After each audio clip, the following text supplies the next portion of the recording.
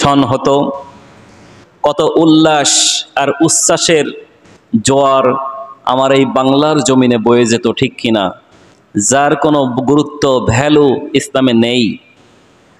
যেটা ইসলামে নেই সেটা নিয়ে আমাদের খুব মাতামাতি, কিন্তু যেটা ইসলামের সাথে সম্পর্ক, আমাদের ইবাদতগুলোর সাথে সম্পৃক্ত, সেই ব্যাপারে আমরা অত্যন্ত উদাসীন। এই জন্য আমাদের উদাসীন নামাজের ব্যাপারে, ইসলামী মূল্যবোধের ব্যাপারে, ইসলামী আন্দোলন, ইসলাম প্রতিষ্ঠার জন্য আমাদের যত সব উদাসীনতা।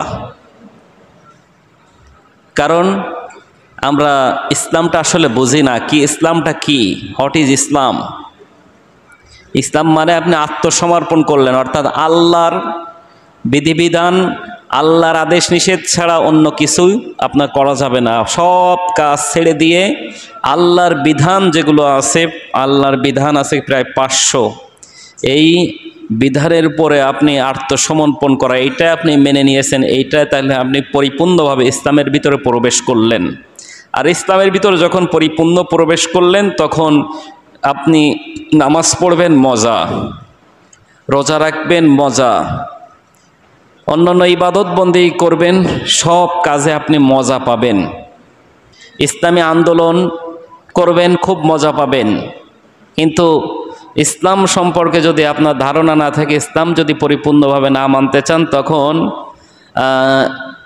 খুব অনেক সময় সামান্য বিষয় আপনার মন খারাপ হয়ে যাবে। আপনার আয় রোজগার কম হয়ে গেলে তখন মন খারাপ হয়ে যাবে। সারা জীবন করলাম কি ইসলামী আন্দোলন করে? কোনো তো লাভ পাইলাম না, আমার তো চাকরি হলো না, ইসলামী আন্দোলন তো আমার কোনো কর্মসংস্থান করে দিল না। এজন্য অনেকে হতাশা, কালো মেঘ বুকে ধারণ করে, অন্তরে ধারণ করে, তারা বিভিন্ন ফাঁদে পা দিয়ে ধোঁকা খেয়ে বোকা হয়ে যাচ্ছে। আল্লাহ রাব্বুল আলামিন সেই সমস্ত ভাইদেরকে ধোঁকা থেকে বাঁচিয়ে রাখুন। আমরা সকলে পড়ছি আল্লাহুম্মা আমিন। যেটা বলছিলাম ভাই, এই হিজরি সনের হিসাব আমাদের রাখতে হবে। আগামী থেকে ইনশাআল্লাহ প্রতি মাসের যে হিজরি সন, এখন তো স্মার্টফোনের যুগ, স্মার্টফোনে অন্তত অ্যাপ নামিয়ে রাখবেন।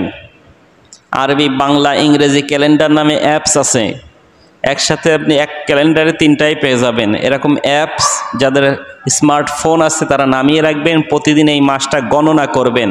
তাহলে ইসলামের যে বিধিবিধানগুলো আছে, ইবাদতগুলো আছে, আপনি যথাযথভাবে জানতে পারবেন।